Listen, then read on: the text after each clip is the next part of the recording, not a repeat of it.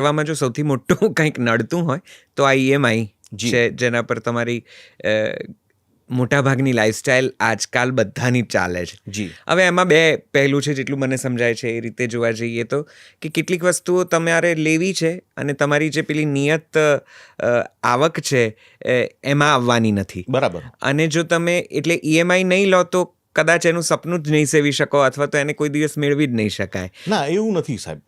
કારણ કે ઘણી મોંઘી હોય છે. એટલે હું એ જ કહું છું કે આજે હું મારે દાખલા તરીકે બુલેટ લેવું છે અત્યારે, બરાબર. મારી પાસે અત્યારે એક ચાલેલું વ્હીકલ મારી પાસે છે. એક્ટિવા મારા ફાધરે આપેલું છે કે મારી પાસે હું લઈને મારી ઓફિસ જઈ શકું છું. તો મારું ગોલ છે કે મારે 2-2.5 લાખ રૂપિયાનું મારે બુલેટ લેવું છે. તો તમે એનો વેઇટિંગ પીરિયડ મૂકો ને 3 વર્ષ 4 વર્ષનો, કે ત્યાં સુધી હું ધીમે ધીમે થોડા 2-2 હજાર 3-3 હજાર રૂપિયા બચાવવાનું ચાલુ કરું, તો આફ્ટર 2-3 યર્સ તમારી પાસે એટલું કોર્પસ જમા થઈ ગયું છે, તમે જેને કેશમાં લઈ શકશો. અને સૌથી મોટી એ આખી જે આપણે ફિનાન્શિયલની વાત કરીએ ને, તો બિંગ ડેટ ફ્રી ને એ સૌથી મોટી એસેટ છે. બરાબર. મારામાંથી કોઈ દેવું નથી, કોઈ લોન નથી ચાલતી, કોઈ ઈએમઆઈ નથી. એટલે અમે જ્યારે બી પ્લાનિંગ કરવા બેસીએ ને તો આખું એવું છે કે તમારે ક્યારે ડેટ ફ્રી થવું છે, એ ગોલ મૂકીને અમે ડેટ ફ્રી પોઝિશનમાં જઈને ઊભી રહીએ.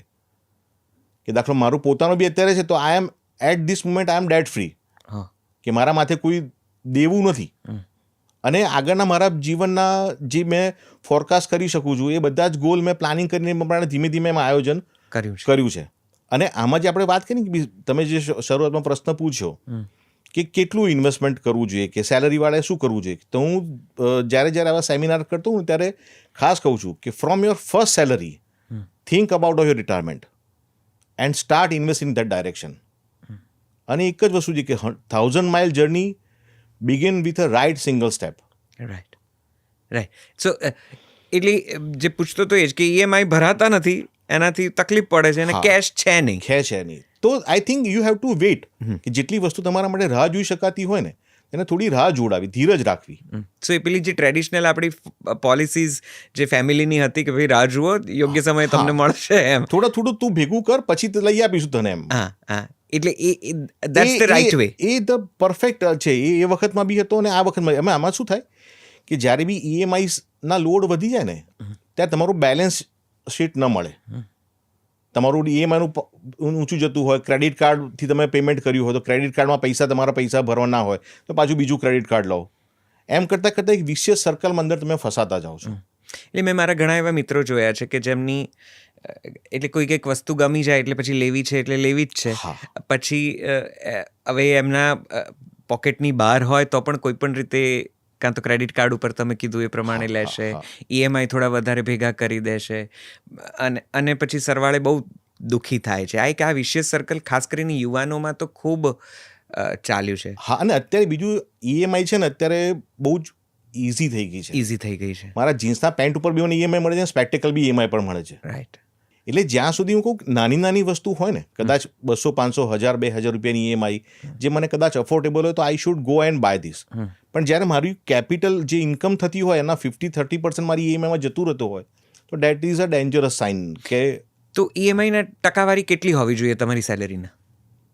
સેલરી કરતાં તમારી છે ને, હું એટલું વસ્તુ સમજું છું કે there are 3 foods we are taking.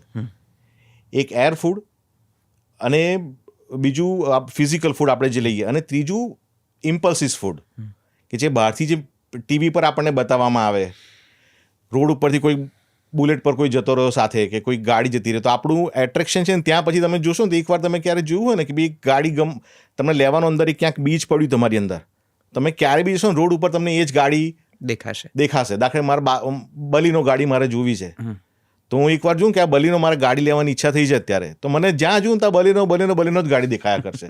That is our mind, કે જે આપણું જે અંદર સબકોન્શિયસ માઇન્ડ પડ્યું છે ને, આપણે એને જે બી ઇમ્પલ્સને વોચ કરવું, બી આ મારે અત્યારે લઈ શકાય એવી પરિસ્થિતિ છે, મારું જો નીડ હોય ને તો એને પ્લાન કરીને પૂરી કરવી, અધર દેન ટુ ટેક ધ ઈએમઆઈસ. જો એ મોટી એમાઉન્ટમાં ને તમારું સેલરીનો મોટો ચંક લઈ જતી હોય તો.